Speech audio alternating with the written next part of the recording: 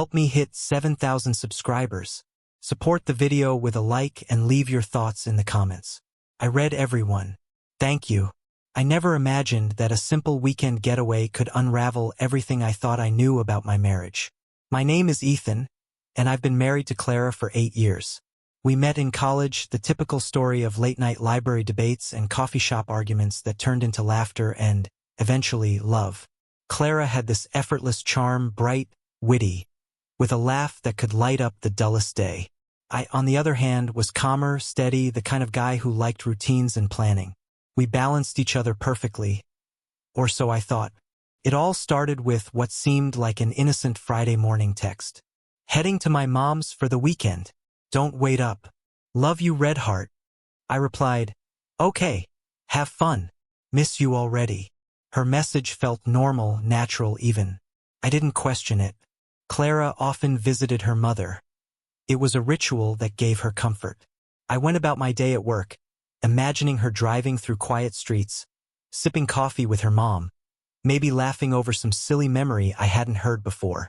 Little did I know, the lie that hid behind those words would shake the very foundation of what I thought was our marriage. Saturday morning, I called her, just to hear her voice. Nothing more. She answered, but her tone was hurried, clipped. Hey, I'm helping Mom with the garden. Can't talk long. I accepted it. I thought maybe she was busy, but there was a strange undertone. Something too mechanical in her laugh, too rehearsed. It didn't feel like my Clara. By Saturday evening, my gut started whispering warnings. She'd sent one photo, a simple selfie with her mother, but the background looked off. I couldn't put my finger on it, but there was a subtle disconnect. She never took selfies like that. Always spontaneous, always a moment captured in real life. The next morning, Sunday, I decided to surprise her. I thought maybe showing up at her mom's would be sweet, a gesture to say I cared. I drove over, the familiar streets winding past coffee shops and parks we used to visit together. When I pulled up to her mother's house, the garden looked empty. No Clara, no car, nothing. Panic began to crawl up my spine. I called her, expecting excuses, a playful joke, maybe a story about the garden taking longer than expected. But her phone went straight to voicemail. I tried again. Nothing. By noon, I couldn't wait any longer. I drove back home, heart pounding. When I walked in, the apartment was quiet. Too quiet. Her bag wasn't there. Her clothes were neatly folded in the closet. Her favorite shoes tucked in their usual corner. It was as if she'd left, but left nothing behind. I searched her messages, hoping for some explanation. That's when I noticed it. A string of notifications from a travel app, booked under a name I didn't recognize at first, Lottie and Finn hotel stay. My stomach dropped. She had booked a hotel. Alone? No, it couldn't be alone. There was another name in the booking. Max, a man I vaguely recognized from one of her work events months ago. I stared at my phone, numb. The lie wasn't just a small omission. It was a full deception, meticulously planned. She hadn't gone to her mom's. She had gone somewhere else entirely, hiding it from me. By the time I processed it, the images began appearing: messages, social media tags, photographs. 2 days later, I discovered it. They weren't just in a hotel. They were in the same room, together. Clara, the woman I trusted with everything, had chosen someone else for this weekend, while I believed she was with her mother. I sat down on the edge of the sofa, my hands trembling. The room felt smaller, the walls closing in. Betrayal isn't always loud. Sometimes it's a quiet, creeping poison that slowly erodes your sense of reality. I kept replaying the last week in my head. The innocent text, the clipped call, the sudden disappearance.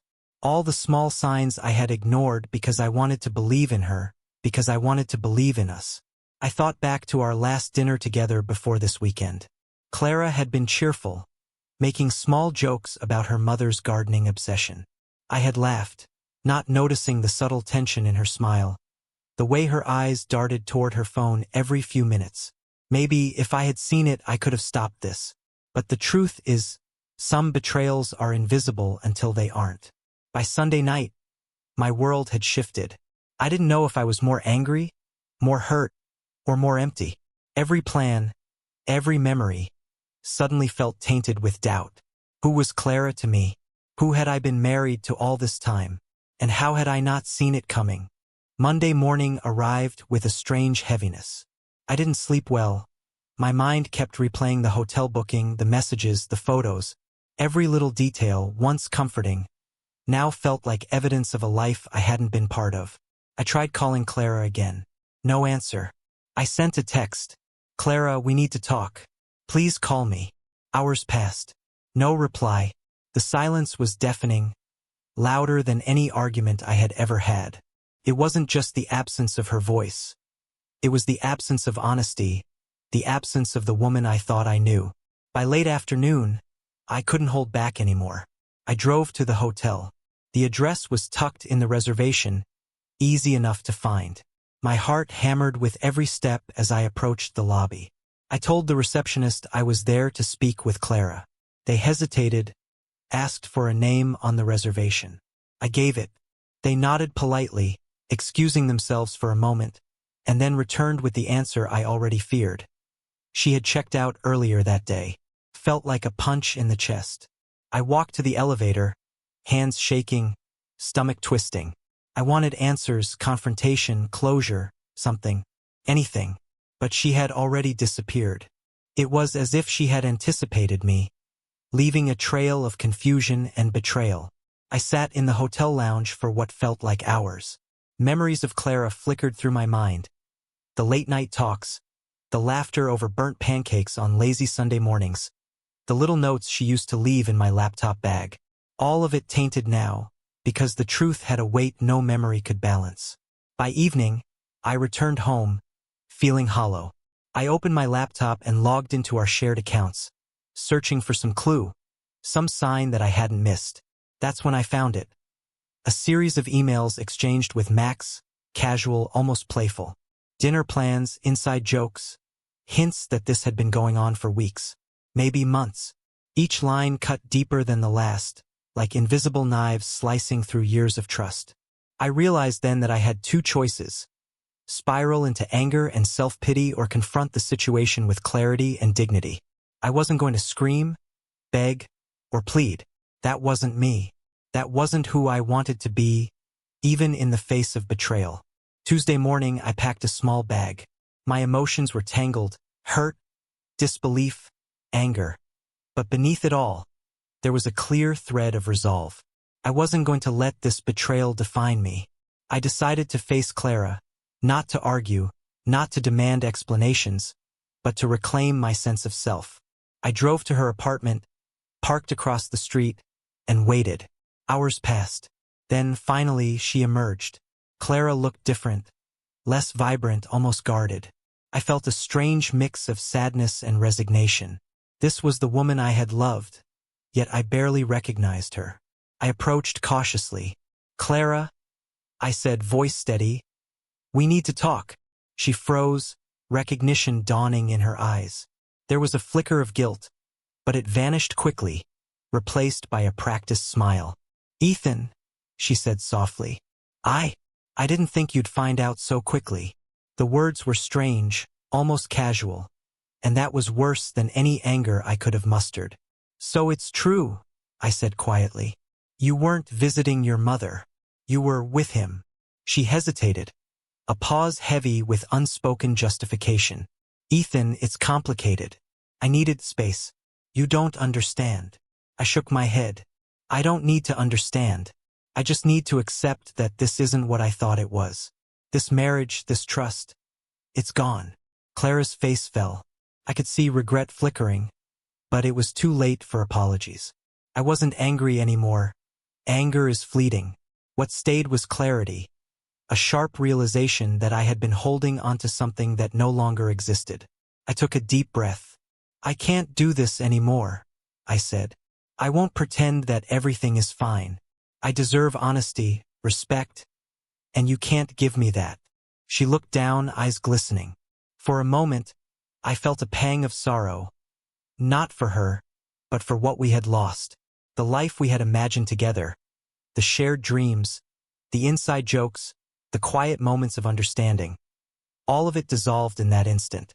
I turned and walked away, the cool evening air brushing against my face. I felt lighter than I had in weeks. There was still pain, yes, a raw, aching emptiness. But there was also freedom, a sense of reclaiming my life, my dignity, my self-respect. That night, I stayed at a friend's apartment. I didn't cry, didn't rant, didn't post on social media. I simply sat in silence, letting the quiet settle over me like a blanket. Sometimes, leaving is not dramatic. Sometimes, it's a quiet decision, a conscious reclaiming of yourself from someone who no longer values you.